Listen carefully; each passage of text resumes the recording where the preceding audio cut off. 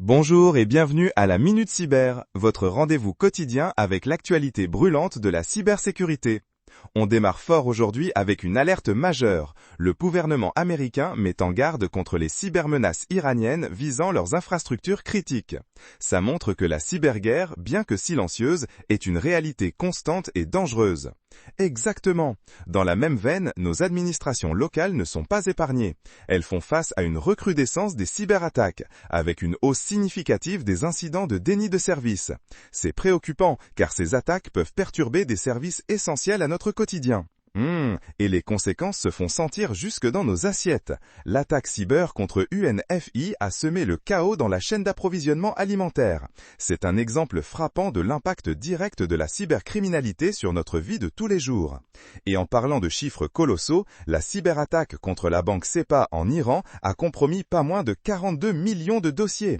Imaginez l'ampleur de cette brèche et les risques pour la confidentialité des données. Passons maintenant aux menaces qui évoluent à une vitesse folle. On observe en 2025 une nette augmentation des cyberattaques dopées à l'IA. Les attaquants utilisent l'intelligence artificielle pour rendre leurs méthodes plus sophistiquées et difficiles à détecter. Et le ransomware? Oh là là, il continue sa mutation avec des tactiques d'extorsion toujours plus agressives.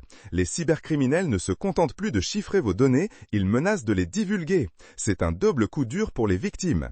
Sans oublier la forte hausse des attaques par InfoStealer, ces logiciels malveillants qui volent vos informations personnelles et bancaires en un clin d'œil. Mais tout n'est pas noir, il y a aussi des initiatives pour renforcer nos défenses. Le Royaume-Uni par exemple a lancé son programme Tech First pour booster les compétences cyber. C'est absolument crucial car la pénurie de main-d'œuvre qualifiée en cybersécurité ne fait qu'exacerber les coups des brèches.